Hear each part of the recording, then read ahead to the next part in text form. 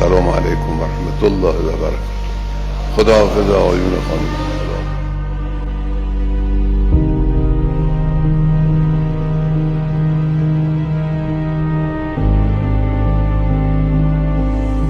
ഹൃദയവേദനയോടെ കണ്ണീരണിഞ്ഞ് Iran. പ്രതിരോധത്തിൻ്റെയും പ്രതിഷേധത്തിൻ്റെയും ചെറുത്തുനിൽപ്പിൻ്റെയും ഒരു മഹാപർവം മടങ്ങുന്ന വേളയിൽ കണ്ണീരണിയുകയാണ് ഇറാൻ. ആഗോള രാഷ്ട്രീയത്തെ വിറപ്പിച്ച ആ മഹാശബ്ദം ഇനി ചരിത്രത്തിൻ്റെ ഭാഗമാകും.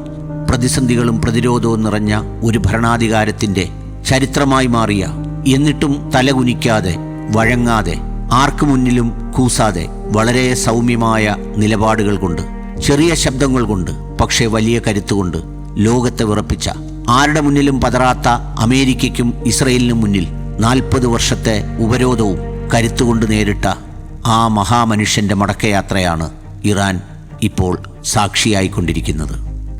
20 ലക്ഷം ആളുകളെങ്കിലും പങ്കെടുക്കുമെന്ന് വിചാരിക്കുന്ന, കരുതുന്ന 1989 റൂഹുള്ള ആയത്തുള്ള ഖുമൈനി മരണപ്പെട്ടപ്പോൾ അദ്ദേഹത്തിൻ്റെ ഖബറടക്കത്തിൽ പങ്കെടുത്ത അന്നത്തെയും ഇന്നത്തെയും സർവ്വലോക റെക്കോർഡുകൾ ഈ മനുഷ്യൻ്റെ മടക്കയാത്രയിൽ വഴിമാറും എന്നാണ് വിശ്വസിക്കുന്നത്. അധികാരത്തിൻ്റെ സുഖലോലുപതയിൽ ജീവിച്ച ആളല്ല, അധികാരത്തിൻ്റെ കനൽ വഴികൾ താണ്ടിയ, എല്ലാ തരമുള്ള വെല്ലുവിളികളെയും സൗമ്യത കൊണ്ടും വിശ്വാസം കൊണ്ടും നേരിട്ട, തീരുമാനങ്ങളുടെയും പ്രതിരോധത്തിൻ്റെയും ഒക്കെ ഒരു യുഗം കാലത്തിൻ്റെ ചുവരെഴുത്ത് വായിച്ച് തൻ്റെ 15 മാസം പ്രായമുള്ള കൊച്ചുമകൾ സഹദയോടൊപ്പമാണ് യാത്രയാകുന്നത്. അതെ, ഇറാനിലെ ഇസ്ലാമിക വിപ്ലവത്തിന് ശേഷം അത് ഏറ്റെടുത്ത ഭരണാധികാരിയുടെ അവസാന മടക്കത്തിൽ ആ ശൂന്യതയുടെ പിന്തുടർച്ചക്കാരനായി ഭരണാധികാരിയായി എത്തിച്ചേർന്ന അദ്ദേഹത്തിന് എത്രയോ തവണകളിൽ ഇന്ന് അദ്ദേഹം ഉണ്ടാക്കാൻ ശ്രമിക്കുന്ന അണുബോംബും ആറ്റം ബോംബും ഒക്കെ സ്വന്തമായി നിർമ്മിക്കാൻ കഴിയുന്ന, അല്ലെങ്കിൽ അത്തരം പങ്കാളിത്തങ്ങളിൽ കരാറുകളിൽ ഒപ്പിടാൻ സാധിക്കുന്ന ഒക്കെ ആ മനുഷ്യൻ പലപ്പോഴും സമാധാനത്തിൻ്റെയും നിലനിൽപ്പിൻ്റെയും പ്രതിരോധമാണ് സ്വീകരിച്ചത് എന്നത് ചരിത്രം പഠിച്ചാൽ മനസ്സിലാവും. ബാക്കിയെല്ലാം യൂറോപ്യൻ മാധ്യമങ്ങളും അമേരിക്കയുടെയും ഇസ്രയേലിൻ്റെയും നേതൃത്വത്തിൽ ഉണ്ടാക്കിയെടുത്ത ആഖ്യാനങ്ങളായിരുന്നു.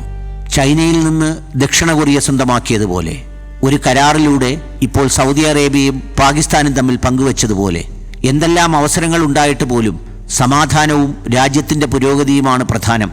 തങ്ങളെ വേട്ടയാടാൻ വരുന്നവർക്ക് മുന്നിൽ പ്രതിരോധിക്കാനുള്ള സംവിധാനമല്ലാതെ പ്രത്യാക്രമണം നടത്താൻ ഒന്നും ചെയ്തിട്ടില്ലാത്ത മനുഷ്യൻ്റെ മടക്കം കൂടിയാണ് ഈ മടക്കം. അതെ, ആ മടങ്ങുമ്പോഴും തല ഉയർത്തി തന്നെയാണ് മടങ്ങുന്നത്. തൻ്റെ ജീവൻ അപഹരിച്ച നിമിഷം വരെ വാർദ്ധക്യത്തിൻ്റെ ബാലാരിഷ്ടതകളൊന്നുമില്ലാതെ പ്രാർത്ഥനകൾ പൂർത്തിയാക്കി, നിലപാടുകൾ ഉറക്കെ പറഞ്ഞ് ആ മടക്കയാത്രയിൽ എന്താണോ ഉറച്ച നിലപാടായിരുന്നത് അത് പിന്മുറക്കാർ നിറവേറ്റുന്നത് കണ്ടുകൊണ്ട് മടങ്ങാനുള്ള ഭാഗ്യം ലഭിച്ച ആ മടക്കയാത്ര, അതിൻ്റെ ദൃശ്യങ്ങൾ ലോകത്തിലെ മാധ്യമങ്ങളൊക്കെയും സംപ്രേഷണം ചെയ്യുകയാണ്.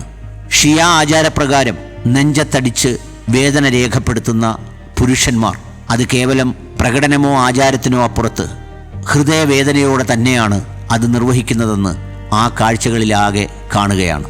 എന്ന് മാത്രമല്ല, ഒരു മരണം കൊണ്ടൊരു രാജ്യം ശിഥിലമാകുമെന്ന് വിചാരിച്ച എതിരാളികൾക്ക് ഒരു മരണത്തിൽ ഐക്യപ്പെടുന്നതും ഉയർത്തെഴുന്നേൽക്കുന്നതും താൻ ചിന്തിയ ചോര പാഴായില്ലെന്നതും പശ്ചിമേഷ്യൻ ചരിത്രത്തിലും ആഗോള രാഷ്ട്രീയ ചരിത്രത്തിലും പുതിയൊരധ്യായമായി എഴുതി ചേർക്കും. അതെ, ആ മടക്കം സാർത്ഥകമാണ്.